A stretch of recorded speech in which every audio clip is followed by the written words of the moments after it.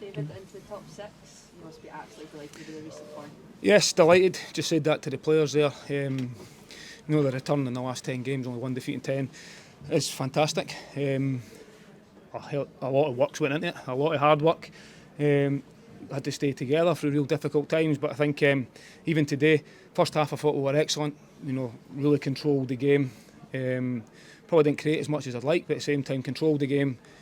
To go into 2-0 was good, and then second half, credit to Motherwell. I thought they made it difficult. We started caused ourselves a few problems. We've been a wee bit sloppy in possession, but I thought Motherwell obviously 2-0 down, through absolutely everything at it.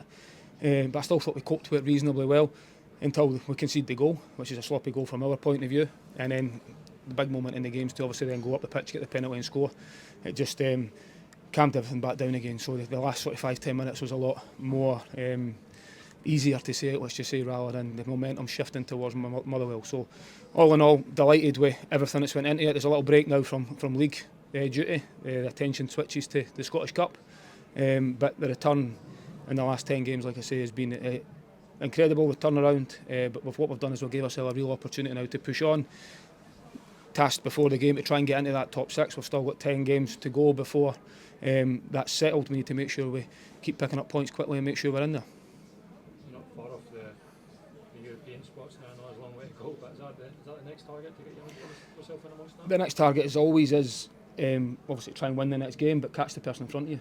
That's been something we've had to do a lot this season because we were at the bottom of the league for a long time, and how quickly or how often it was changing, chopping and changing down the bottom. The full focus was catching the team in front of us. And you see how tight the league is at the moment, how quickly things can change, and I think that's the benefit of trying to take one game at a time. I know it's an old cliche, but when you have that mindset and that mentality, just moving on to the next one and hunting down the team in front. Now, as you look at the league, it's still, until we can't catch the team in front of us, that'll be the full focus to try and do that.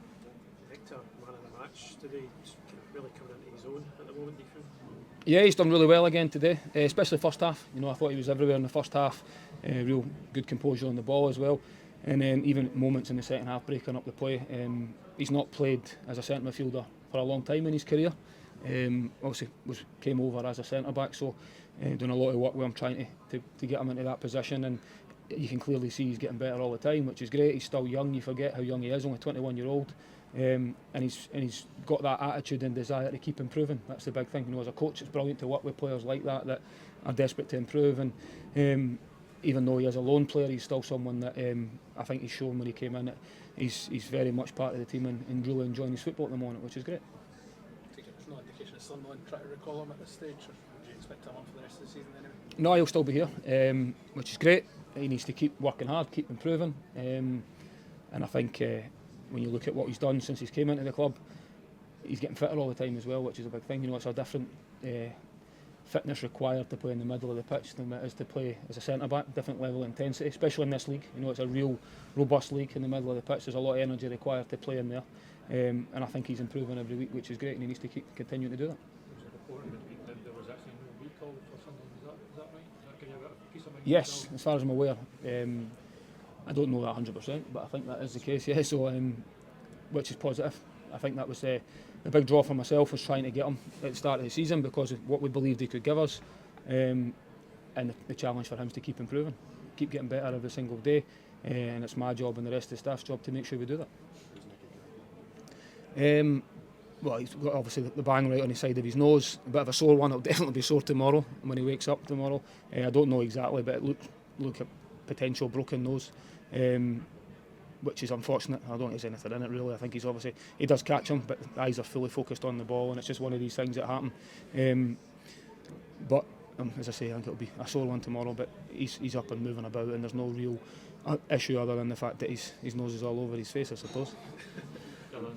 Dylan Levitt's obviously had to wait his turn. What was the kind of thinking about that today in terms of putting him back? Yeah, I thought he'd done really well as well, especially first half. He's not played a lot of football. Dylan's been someone that he obviously came on against St Johnstone just after half time in the game and done well, and he was unfortunate not to play against Rangers. He was in my thinking to do that, but unfortunately he picked up a bit of an illness before the Rangers game, so he wasn't 100%, which is why he didn't stay in the team, having come on against St Johnstone and done well.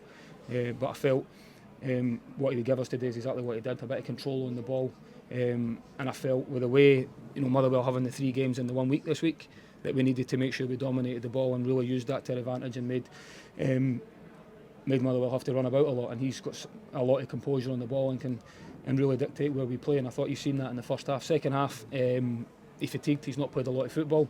I think he got a little bit of a bang on his knee as well, but hopefully that's nothing too serious. I don't believe it is. He's up and moving about, so he can be happy with what he done today, having been waiting for his opportunity for such a long time. But he falls into that same category as a lot of the players that haven't been playing as much as they would like to, but still continue to be the best they can be in training. So when they do get the opportunity, they're able to step in, and that's credit to them. Martin Boyle was talking last week about kind of enjoying the freedom of the role that he's playing just now. Is that sort of a role you're sort of tailored to him, rather than just saying, we've got striker shortage, we're going to stick you up front particularly? Yeah, no, I think it's something he's demonstrated a lot in the past.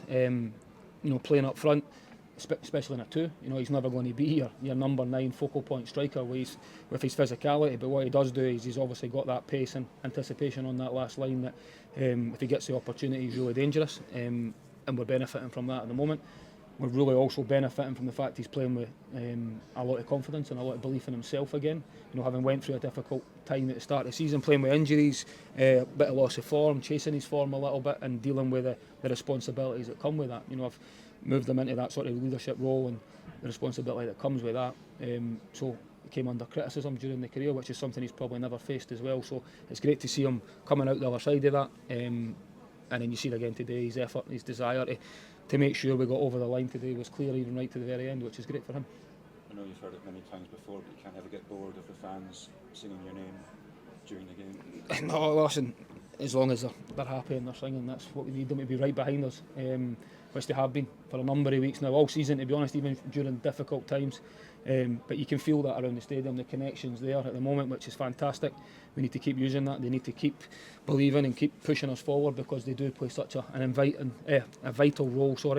And we need to make sure with the games we've got left, especially before the split, I think we've got 5 home games, 5 away games, that they'll support us right to the very end. We know that, and it's our responsibility to make sure that we can try and send them home happy, which we've done today, which I'm grateful for. Perfect. Thanks, Cheers, guys.